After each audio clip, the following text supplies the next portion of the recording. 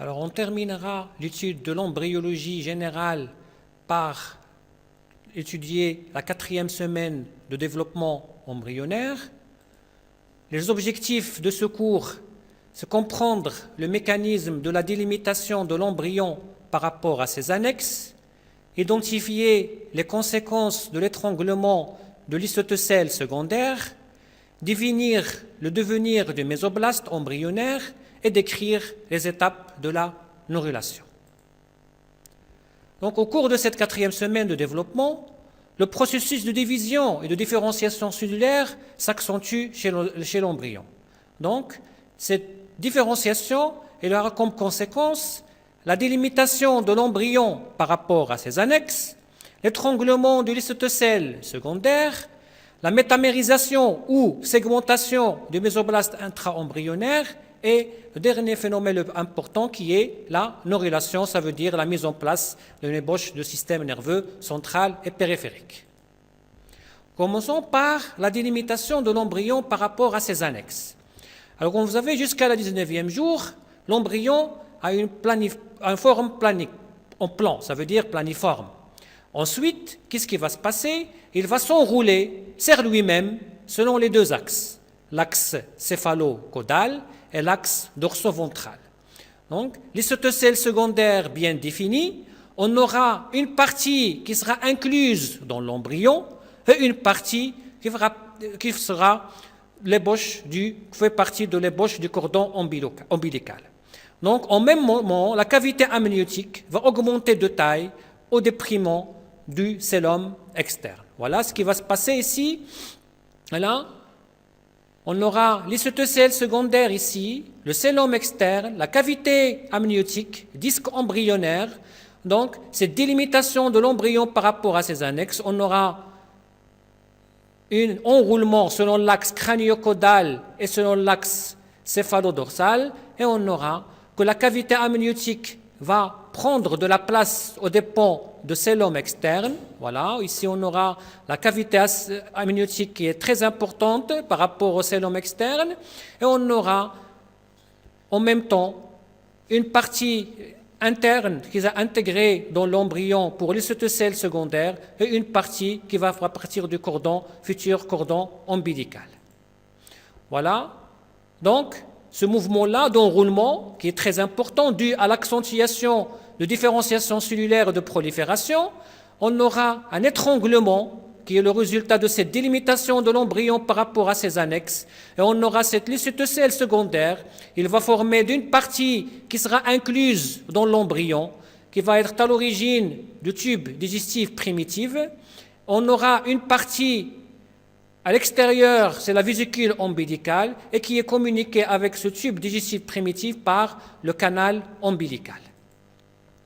Donc, cette délimitation de l'embryon, il va donner un étranglement important de l'isotocèle secondaire vers le 23e jour du développement, provoque un tréglombon et on aura, comme on a dit, une partie qui sera incluse dans l'embryon, c'est l'ébauche du tube digestif, dite intestin primitif ou tube digestif primitif, qui sera à l'origine de l'appareil digestif, des glandes annexes au tube digestif, de l'appareil respiratoire.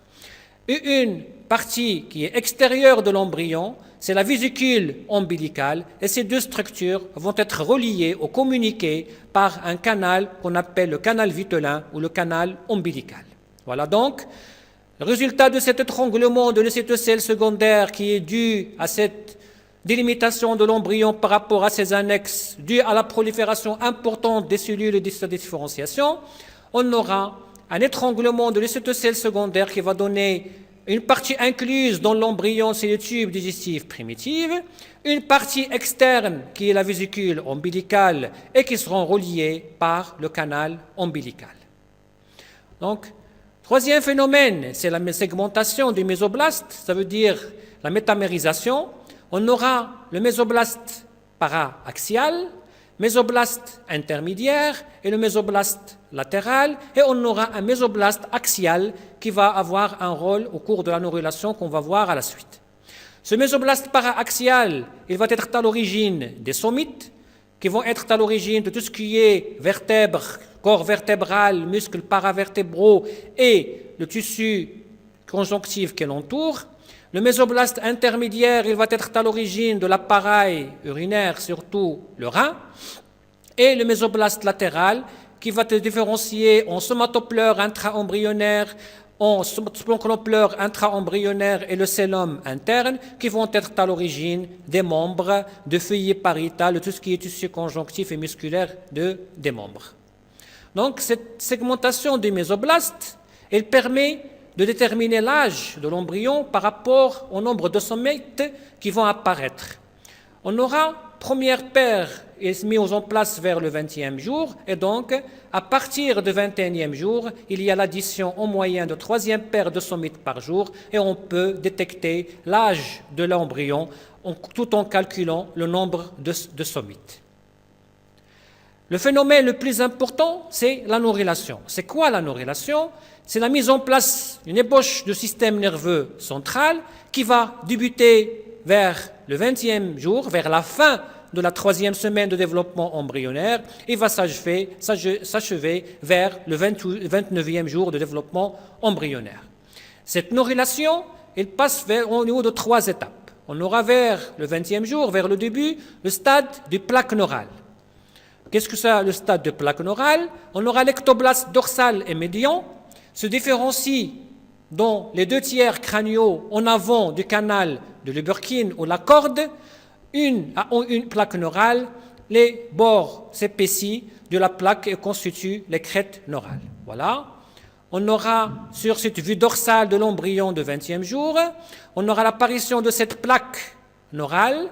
C'est quoi? C'est une des cellules neuroectoplastiques ou la neuroectodermique qui sont sous la corde, qui va stimuler, qui va inducter des cellules neuroectodermiques. Ici, c'est la région pharyngienne, la membrane pharyngienne. Ici, c'est la membrane cloacale. Et on aura les bords qui vont former les crêtes neurales. Donc, au-dessous du canal de Lübberkin, tout en avant.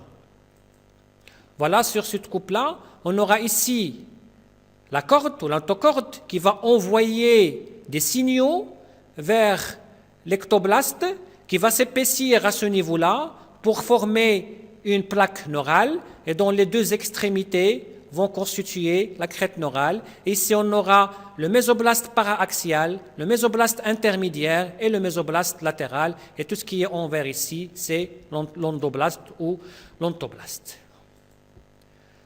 Vers le 21e jour, cette plaque neurale va se creuser, s'enfonce pour former une gouttière neurale, s'enfonce et s'incurve dans une gouttière neurale, dont les lèvres de cette gouttière neurale sont volumineuses et saillantes dans le tiers crânial et qui seront à l'origine de crêtes neurales. Ici, en rouge, ici, c'est le mésoblaste paraaxial, mésoblaste intermédiaire et le mésoblaste latéral. Ici, juste au-dessous, on aura le mésoblaste axial ou la corde qui va donner le stimulus. C'est une vue dorsale d'un embryon humain de 21e jour, voire on a 3 paires de somites. En même temps, la formation de cette gouttière neurale elle va se former au fur et à mesure. En même temps, après, on aura la formation de tubes neurales au fur et à mesure. C'est quoi? C'est l'union, c'est de 2 extrémités pour former un tube qu'on appellera le tube neural. Et le résultat, que les 2 bords de la gouttière neurale se soudent, d'abord dans la région moyenne de l'embryon, et formant ainsi une petite portion de tube neural. Au fur et à mesure que se met place ce tube neural, l'ectoblaste périphérique va se rétablir sa continuité. Voilà. On aura ici stade de tube neural, formant un tube, en même temps que l'ectoblaste qui va former sa continuité pour former l'ectoblaste périphérique.